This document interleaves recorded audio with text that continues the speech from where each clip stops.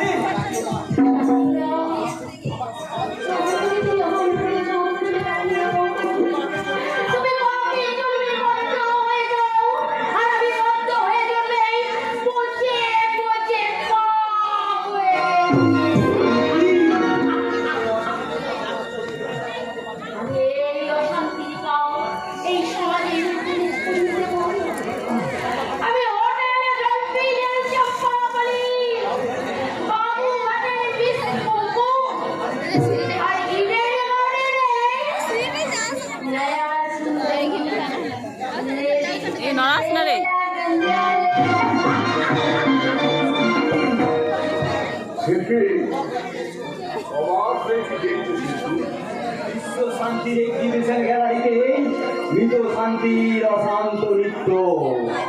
আমি আমি আমার রক্ত দিয়ে এসবে আমি কেন আছে এটি রাখবো সিরাজু ভাই? উপায় নেই, উপায় নেই গোলাম হোসেন, উপায় নেই। সিরাজকে শেষ পর্যন্ত মুক্তি হবে। নিজের ছবি দেখি এঁকে রেখে দিও। আমি সেই ছবি পাঠিয়ে দেবো ওই মির্জাফরের কাছে। সেই ছবি থেকে হাসতে হাসতে আত্মহত্যা করে বসবে।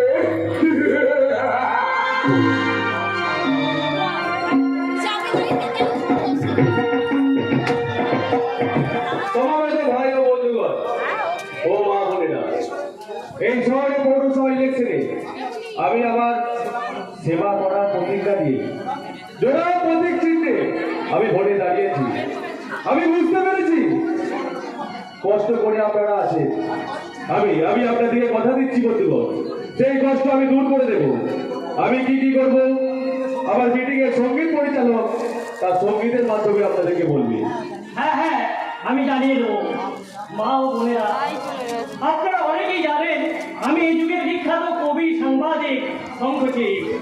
এই কবি সাংবাদিক শঙ্খচিল অশেষ গুণের অধিকারী।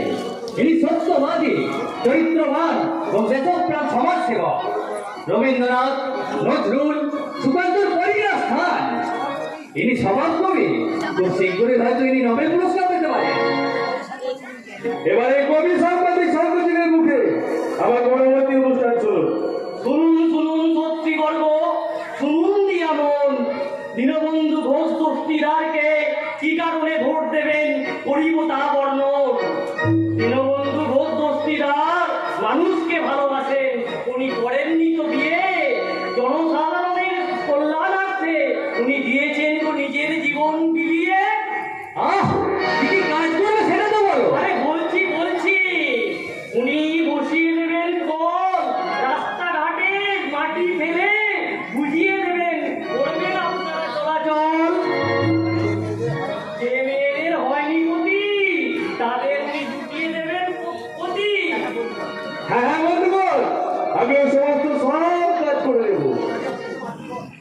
বড় নারী আমার কাছে মাতৃবর।